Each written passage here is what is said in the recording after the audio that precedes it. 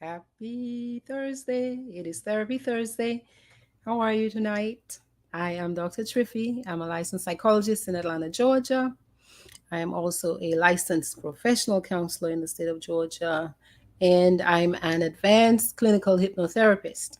I train clinicians and mental health professionals to use hypnotherapy as an adjunct to counseling and therapy in their practices.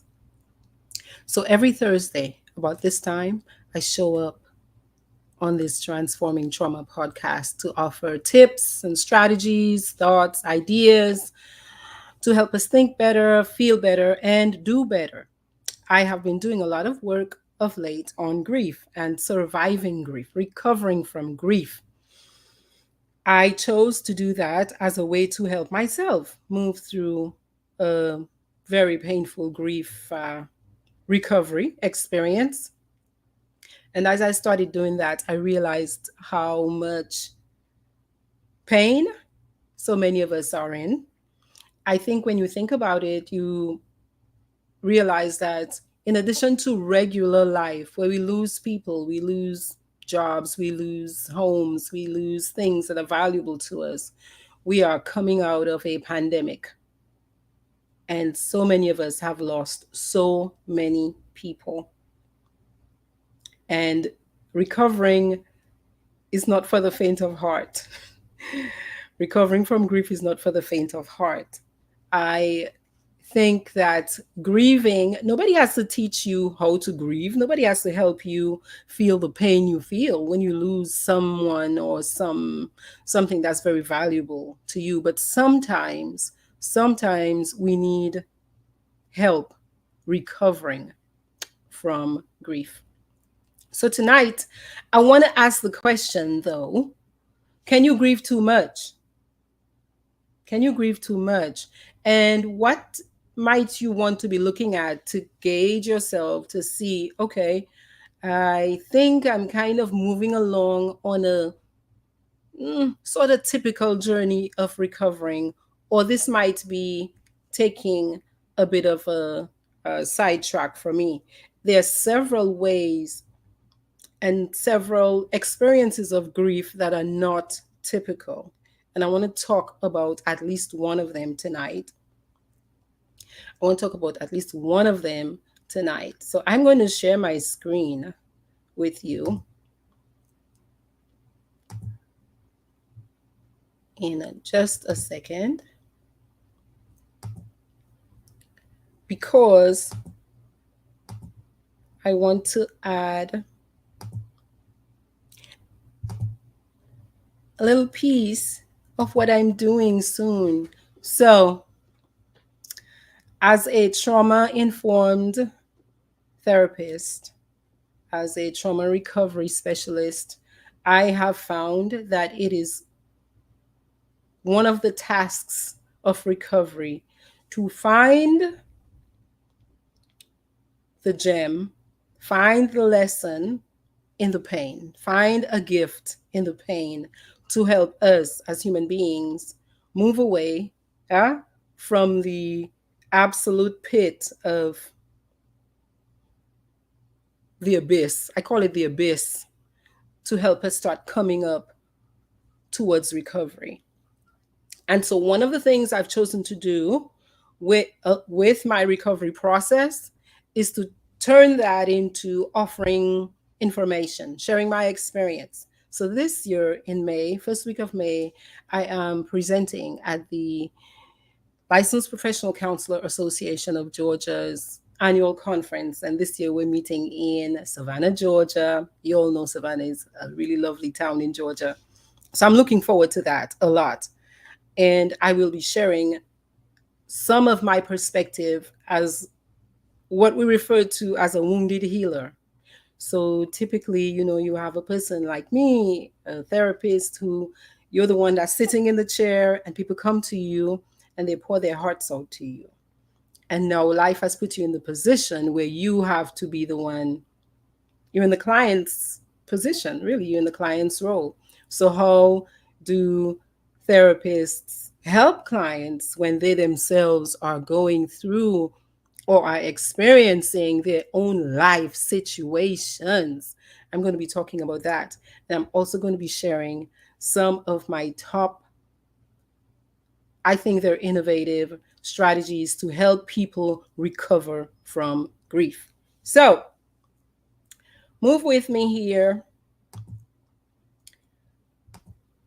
So, you all know me, right? I'm Dr. Triffy. I am from Dominica. You hear a little bit of an accent in my voice. I'm from Dominica. And before you say you know where Dominica is, we are between Guadeloupe and Martinique. We are not to be confused with the Dominican Republic, okay? I'm an author as well as a clinician and psychologist. I have written a book called Do It Now that's available on Amazon. Just click Do It Now, Dr. Wallace or Triffy Margaret Wallace. You'll find it.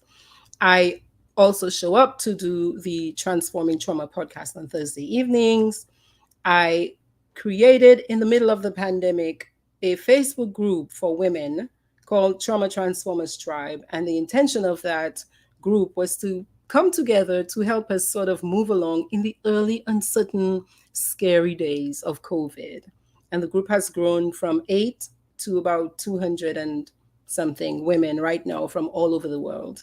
Again, my intention when I show up on a Thursday night in my role as a psychologist is to help you, the listener, gain skills to think better, feel better, and hopefully do better. All right. So, what is grief? If you're alive, if you've lived long enough, you will understand what grief is. So, the Oxford Dictionary describes grief as deep sorrow, especially sorrow that is as a result of death, losing someone. Now, you also know that you don't have to just have lost someone to experience grief, not just through death. Many of us experience grief as a result of separation, divorce, relationship breakups. We become maybe physically disabled. The work we used to be able to do, we can no longer do it. We have to retire, or again, you might get diagnosed with an illness that just debilitates you and you have to mourn. You do experience a letting go, a leaving behind that is, for some people, just as painful as losing someone to death. Most of this presentation, though, is centered around losing someone after death, right? Through death. In my experience, grief is excruciating. So I've begun writing about my internal experience with grief. The word for me is excruciating.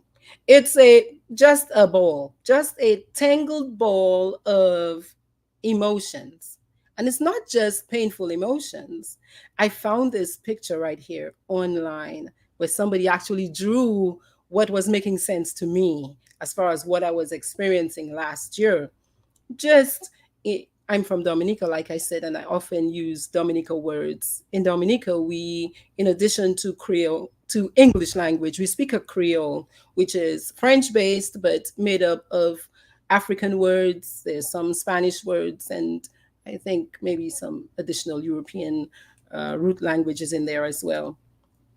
But the way that ball is written, like a kid would drool, we call that macaque, which is just like absolute just chaos and nonsense. Yeah. But that was for me what my internal experience felt like, at least for a good 90 days, I'd say maybe 6 months after losing my fiance in December of 2021, very suddenly. He was not ill and very suddenly passed. Okay. So the word I would use, as far as if you had to use one word for the emotional experience, is excruciating, excruciating, whatever. Yeah. Meaning every possible emotion you can think of, negative as well as positive, because while you're feeling the sadness, while you're experiencing the sadness and loneliness and the anxiety, wondering what is your life going to be like now? Who are you now? You're also in shock, and you're also feeling asking all of these spiritual questions. What is life about? Why is this happening? Why are we here? You know? And I know that psychologists, we have tried to explain grief, but I think from everything I read, we're still struggling, I think, to come up with a core uh, understanding of what grief is, like a core theory of what grief is. There are a couple models out there of what grief is. And one of those, many of us are very familiar with this model right here. I use the acronym DABDA, DABDA, to help me remember it. One of my little test taking mnemonic devices is what it's called. So DABDA, this process right here explains the stages of the grieving process. Typical, right? A typical, normal grief recovery process. And this was put forward by Kubler-Ross. And they talk about denial as your first, the shock, and the sense of like, no, this is not happening. This cannot be real. Turning into anger as it starts to feel more real. Anger and just supreme irritation. Then they say some of us move to a phase of bargaining, like just wishing that if I could just redo things, what if I had done just this instead? Was it something I said? Was it something I didn't say? What if I had just one change of behavior? Have you ever heard of the butterfly effect? My daughter, she mourned her dad passing, and her dad passed in 2021 as well. She kept talking about the butterfly effect, where she would say, well, Mom, I wonder if I had done one thing different, would that have changed the circumstances of dad's life? So we go through these mental acrobatics trying to make sense out of the loss. And then you go into a state of depression according to that model of grief before you can come to acceptance. So essentially, recovering from the loss is about figuring out how to reorganize your life that has changed, that is always going to be different now. David Kessler did some work with Kubler-Ross. He added this stage of grief recovery that he calls finding meaning. And so he calls it the sixth stage of grief. I love that because I agree with that. That's what I meant earlier when I said I think a big task of recovery from trauma, from loss, is about finding at least one thing, one way to create meaning out of the experience for you. And that's an individual process. So, normal grieving is said to sort of follow that pattern. Of course, it's not like exactly as, as they stated, people go in and out of these stages. It's not a predictable, yes, denial, then anger, then bargaining. Like I said earlier, I, I felt all of these feelings and had all of these experiences really simultaneously on many occasions. It just felt like it was a big ball of emotions. Recovery for many people typically lasts, or it'll take from about 6 months to about 2 years. That's according to the American Psychological Association. But, again, what we want to remember is that the recovery process is unique and individual. And it's based on many different factors.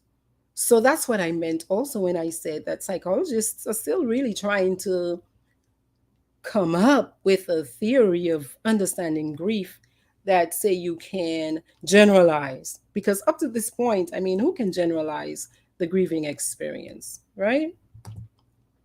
So here are some factors to consider when we're thinking about how we move through the grieving process. What determines whether or not you might get stuck in your recovery process? Because remember, nobody needs help to grieve.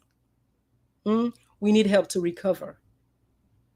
So, what might impact whether or not you have a 6 month recovery process, a 2 year, a 15-year recovery process, which is also possible, a lifetime where you're struggling still with chronically being just unable to release the deep pain that you felt at the onset of the loss. Personality, yeah, your personality, your attachment style. Some of us who maybe were insecurely attached, um, or we were ambivalent in our relationship with the person. Ambivalent, we were not very clear. Say you lose a dad who your relationship was complicated, and maybe you just were able to heal that relationship. Or maybe you did not get the opportunity to heal that relationship before the person passed. That could complicate your recovery process because it's hard. You know, many of us speak about wanting closure. So it's harder, it's more challenging to close a relationship like that if you experienced it as unfinished, wide open, still complicated. You might still be mad at them. They died and they were mad at you. The last thing they said to you was, I hate you, stuff like that. Also, you have to consider our individual unique vulnerabilities. If you're talking about, say, a child, we're talking about a child who loses their mother, that might be a completely different experience when it comes to recovery than for a 59-year-old who loses their mother. It's very different. You're not as dependent on that parent. That person is not your everything. You have a separate life by then. You also have to consider factors like spirituality.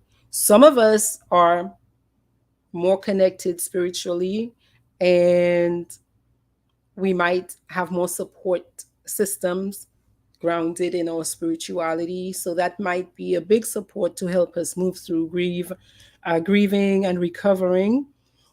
Some people, if you think about the spirituality point, some of us have many questions about life and death and what happens after death.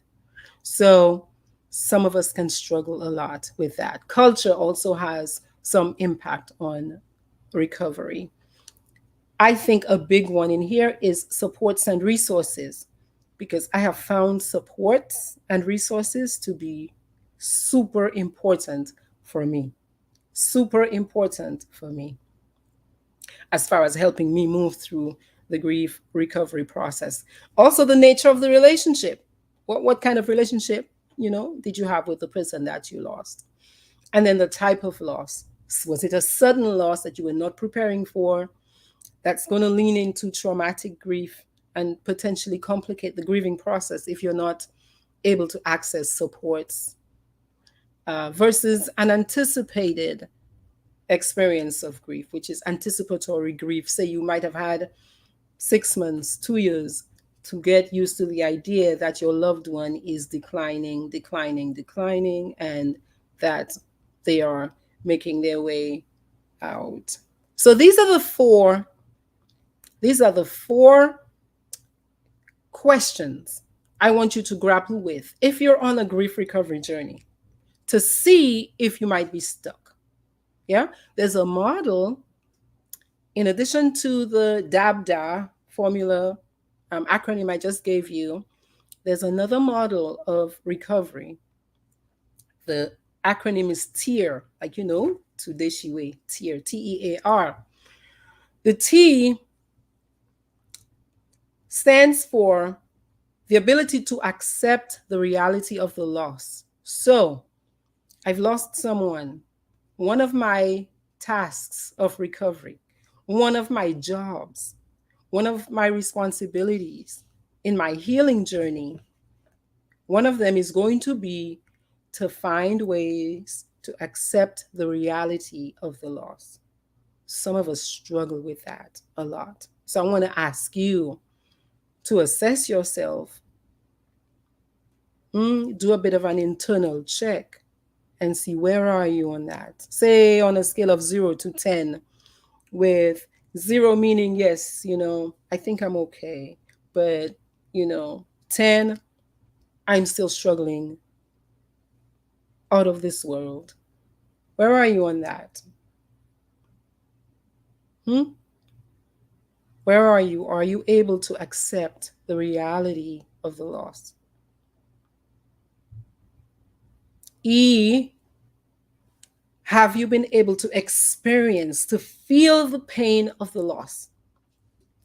That one, I think, can be challenging for a lot of us, um, especially those of us who think it's weak, maybe, to show emotions, it's weak to feel pain, or we've learned ways of coping where we repress our emotions. So some people will completely put a lid on the pain and go, as a therapist, I'll say they'll go straight to their head and bypass their heart and just kind of cut themselves off. Separate. I have to keep going. The person is gone. They're dead. I'm not feeling this. Sometimes what we do with that, what happens is later on, we have an atypical now delayed grief response. A delayed grief response, and something maybe minor, something maybe unrelated could have you on the floor, unable to figure out why you can't stop crying. And so, one of the tasks of recovering is to allow your body, your mind, your spirit, your soul, everything about you to experience the pain of the loss. Because I think that also helps to tap into the first letter, the T, where you've got to accept that this is the reality. This is the reality. This is what we're doing on the earth, essentially. The A is sort of coming back into life, adjusting to a new life, because it is a new life, adjusting to a new life without the person. And again, depending on the nature of the relationship, that can feel very daunting. And the sense of being off balance that happens when you lose somebody so close to you that you are, say, you are married to, your lives are so connected, a child. By the way, the research continues to show that losing a child might be the most intense loss, grief, sort of pain level, intensity wise experience. But losing a spouse is right up there. Losing a parent is right up there. And so, because these people are so important to our lives, it's like that sucking out of that big force of life, big force of energy from your life. It's very destabilizing. And so, it takes time, but it is crucial to adjust to this new life without the person. So, do you see how all of that, though, is process? It's process. It's not decision. It's not decision, because grief doesn't work that way. Grief and recovery doesn't just work with, well, I'm going to stop thinking about this person that I just lost. I'm going to stop thinking about my child who just passed away. Yeah. So this is time, process, and a lot of support a lot of interventions, a lot of on purpose doing things, creating new experiences right here, which is the R, where you have to consciously now make a decision to reinvest in that new reality without your person that you've lost in the physical form, because we understand that you continue with the relationship on different levels, because our memories don't fade, do they? Hmm? Our memories do not fade, and so we carry the people that we love with us. So to review, grief recovery is a process, and it's gradual healing. It's gradual healing. You want to cut yourself some slack. You want to give yourself permission to feel vulnerable, to feel quote unquote weak, to feel exhausted, to feel tired, to not feel like working like you normally used to work. Hmm? Because this is a process of gradually healing the way you would heal a physical wound. Hmm? And then while you're healing and on top of healing, rebuilding. Hmm? Healing takes a lot of energy, doesn't it? A lot of input, a lot of support. How about building? Same thing, a lot of energy. And that is when you can start saying to yourself, okay, I've done the T part. I've I can accept the reality of the loss. You've done the E part. I felt the pain of it, and I might still be feeling the pain of it. But again, as we recover, the pain decreases in severity, intensity, the rumination decreases. You can wake up now, and your first thought is not of the person that you lost. And then you begin to do things, you begin to practice adjusting to the new life without the person. And not just that, actively putting yourself into reinvesting into that new reality. So, by that, I mean something like, well, what are you going to do with this new life? What am I going to do with this new life without my husband, without my wife, without my child, for whom I had all of these dreams and hopes and visions? What am I going to do without this husband or wife that divorced me? How will I rebuild my life? So, my question and my encouragement for you tonight is to do an assessment, do an internal kind of check to see where are you along that journey. And again, you can do a little bit of a rating where you can say, okay, on a scale of 0 to 10, 0, I think I'm pretty good. And 10, oh my God, oh my God, oh my God, oh my God. No, I can't even deal with that piece yet. Reinvesting, I can't even begin to imagine my life without them. I'm still there in that place. That means you have more work to do because it does take effort and energy, and you need more supports, you need more inputs, uh, energy inputs. I have talked on here a lot about one of the big, what I found to be one of the huge inputs, rushes of energy into my life. And of course, remember that grief and recovery, those are individual processes. So we have to do the work to figure out what is working for us. Test it and see what makes me feel better. And for how long is this making me feel better? So I'm going to go into my top 5 from travel therapy, because I found travel therapy to be, for me, perhaps the biggest shot in the arm, in the heart. And I'm going to talk a lot more about that at the conference. But for me, I believe one of the reasons that travel does that is because it combines a lot of other strategies. So, a big strategy is behavioral activation, right? Behavioral activation is powerful for a person who's very sad, very depressed, or very anxious, or feeling stuck. That's where you make yourself get up and go. You give yourself tasks to do that are meaningful and very pleasurable for you. Hmm?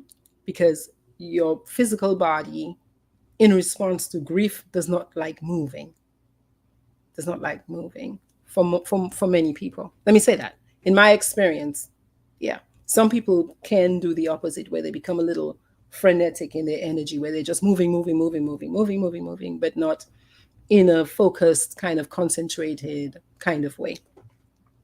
So, travel therapy forces you to get up and go and do something, but it also adds the pleasure factor. It also adds the exposure to new stimuli. So, you have to learn to live without your person. For me, my person and I loved to travel. And I promise y'all, the first 4 weeks, I thought to myself, oh my goodness, I don't know if I'll ever get on a plane again because I felt so. I was going to say the word is desolate, like alone. I said, how am I going to do this? You know, you're a woman. You're going to go travel alone. Who's going to open the car door for you? Who's going to carry the luggage? Who's going to pay the bills? So, you know, when you think about that tier model, the TEAR, you one of the tasks of recovery is to reinvest in life and to adjust to life without your person. And so if you can remember that, then you know you have to make yourself do it. You know, you've got to make yourself do it. Okay. So last week I returned from New York, and I wasn't intending on stopping in DC, but I did on my way down. And I want to share with you my top five, as I like to do when I go on these travel ventures. Okay, so I'm going to say these five in no particular order, because all of them are very important. All of them they felt very important to me. So, number one on my top five, New York feels like home, like my second home. You know, Atlanta is home now, but I feel very comfortable in New York. I worked in New York and have many relatives in New York and friends. And so that's where I go to when I want to feel, when I don't want to cook. You know that feeling where you don't have to cook because somebody loves you and they'll cook for you? That's New York for me. So it's family time. And in this instance, it gave me the opportunity to offer social support. You all know, those of you who followed me, to my niece who just lost her dad, and gave me the additional gift of hanging out with my nephews, who many of you, I'm sure, can relate to being the only auntie or uncle in the space, right? Remember when you were little and your auntie or your uncle came home from overseas and they brought you gifts, or they spent time with you and they played with you? I was so happy to be the auntie. So that was very, very, very sweet. All right, that's my number one so far, right? Number two. Number two is having lived in New York, taking the opportunity to see it as a tourist. And I'm saying that to all of the people who live in New York, who say are from Dominica or the Caribbean. And many of you, I know what you'll do, because that's what a lot of us do. We work a lot. You know, we work one job, two jobs. We don't like to waste time. So sometimes we can get super focused on working and making money and not necessarily enjoying the city. But it occurred to me while I was down in the financial district that New York, if you think about how Rome was back in the day, New York really is like, you're practically in the center of Earth planet. You're practically in the center of Earth planet. Think of all the deals and the money that's, you know, switching hands and being made and created in New York. That's what I found myself thinking about. And having the opportunity, not having, taking the opportunity to ride the big bus around the city as opposed to driving, as opposed to walking, only walking. I think if you're in New York, consider it. Very reasonable. What, $54? Yes. $54? Yes. Do it. All right. My number three. My number three was that Amtrak ride. And here's why. I've never taken an Amtrak ride. You do the MARTA, you do the trains in the city, but a long ride like that, um, as for me, as I'm moving through recovering from grief, these long journeys, it's like they're squeezing things out.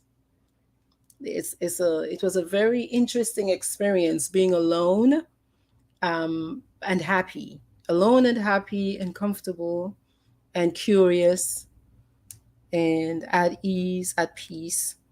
The long ride um, gave a lot of opportunity to think and be comfortable alone. So that's one positive I think I take from the Amtrak ride, having been so long. It was 18 hours altogether.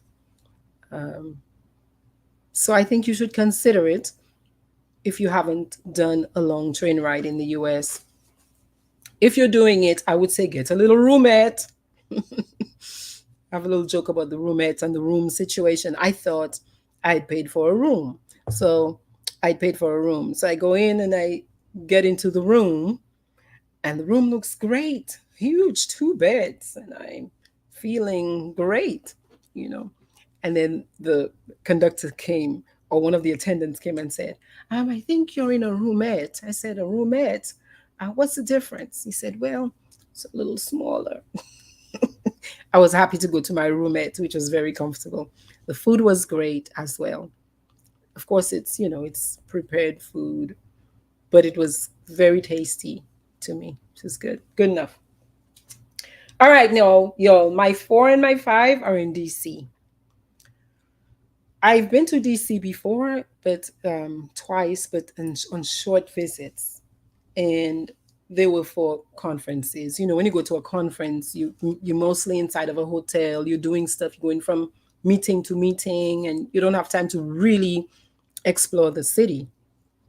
Look, I think I want to return to DC. I don't think I had enough time to explore DC because there's so much to see and do there. There's just so much to see and do that it's almost as if you need one day per big thing.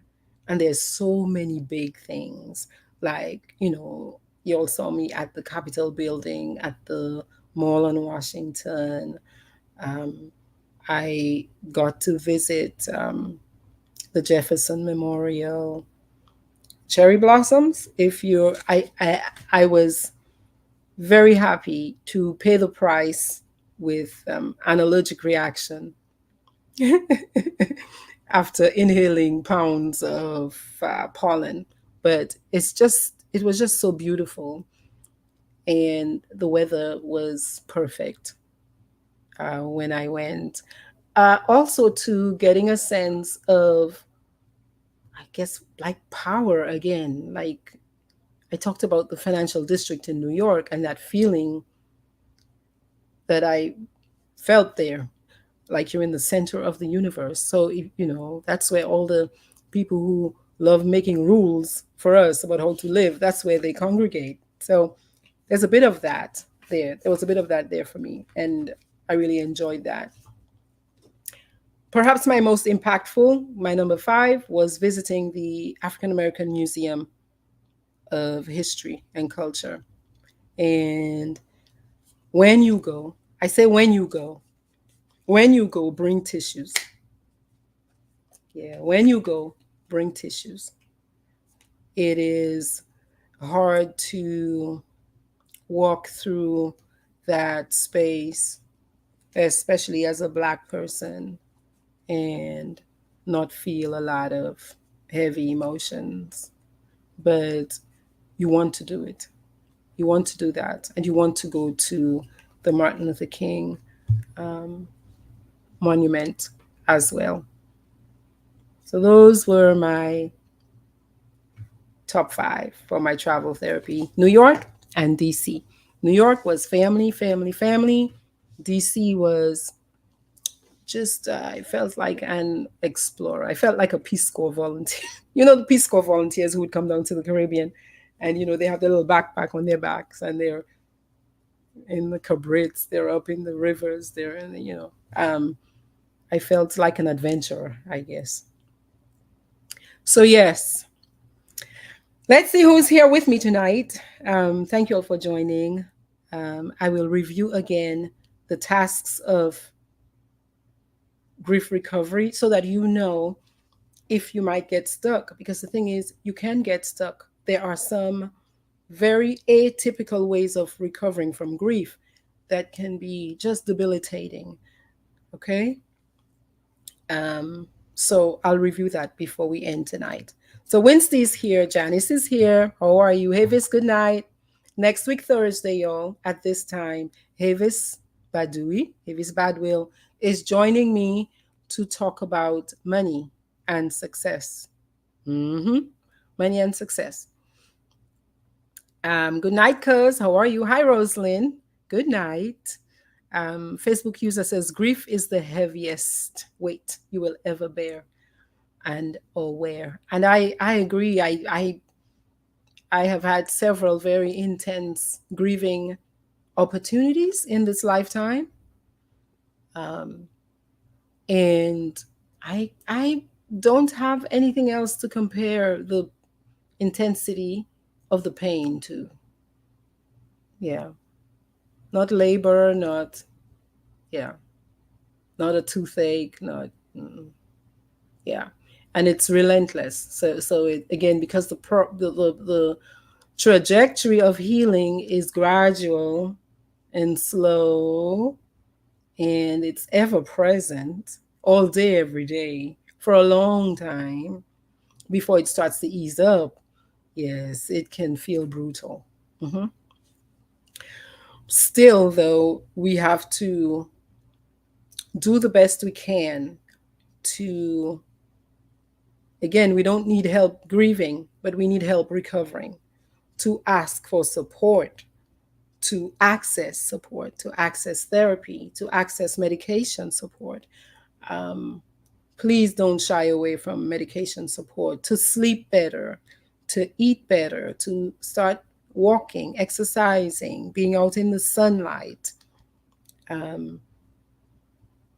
using the people who say yes to supporting you.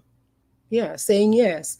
You might want to think about it as an opportunity for you to be on the receiving end. For those of us who are very focused in our personal lives and professional lives on caregiving to other people, you can get used to that feeling of, it's almost a God complex. Like, I got this.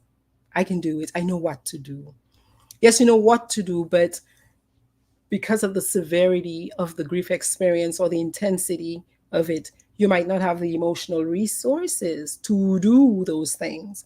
So we need support. We need people. If we get a diagnosis of terminal cancer, we need people helping us make our appointments. We need people taking us to the doctor. Yeah. Our wife leaves because she can't do the relationship anymore. We need good friends to call us and check on us and take us out to dinner. Yeah. We need support. And it's okay to take advantage of that experience of receiving care, receiving support, especially if you're one of those people who have been, if you've been the provider, the caregiver, the healer. Yeah, like I said earlier, it's like, who heals the healer when the healer is wounded? because a wounded healer is not a most efficient healer. Can they be? No. Yeah. Hi, Petra. Blessings to you too, my sister. Bonsoir. Indigenous, Sakafet. Indigenous, yes. You know, as I see Indigenous, I think about all the natural, naturopathic, homeopathic. There are many ways to support your healing, um, which is not just an emotional healing process, it's also a physical healing process when you are recovering from grief. Another thing I wish is that the culture, the society uh, afforded mourners, people who are grieving, more time to return to work. Because I think there's room for a lot of mistakes when people return to work before they're in a mental space or physical space to do their best at work. Blessings, Petra. Yes, this one right here. Grief is the heaviest weight you will ever bear. I do agree. And I think if you have not had that kind of experience, like, everybody gets their pain in life in a different way, but count yourself lucky. Count yourself lucky. Okay.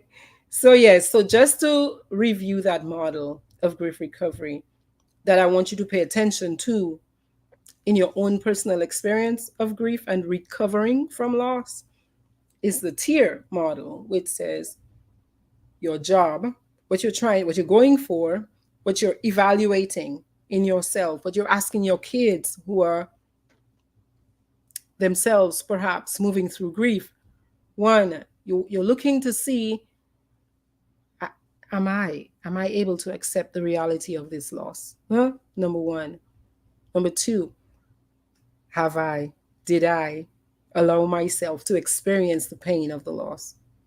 Because the mistake some of us do, and again, sometimes it's our way or style of coping, but it might be maladaptive. It might be not in our best interest, is we just shut it down. We just seal it off. But that puts us at risk of delayed grief experiences, which are not good because that shows up completely out of context later on, potentially.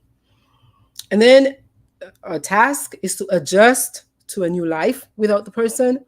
This is where you come in and you have to think about, well, what do I need to do? Family support, friend support, group support.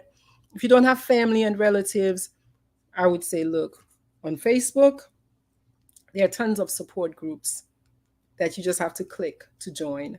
And it might be somebody in Dubai who might have a word to help pull you through on a heavy day.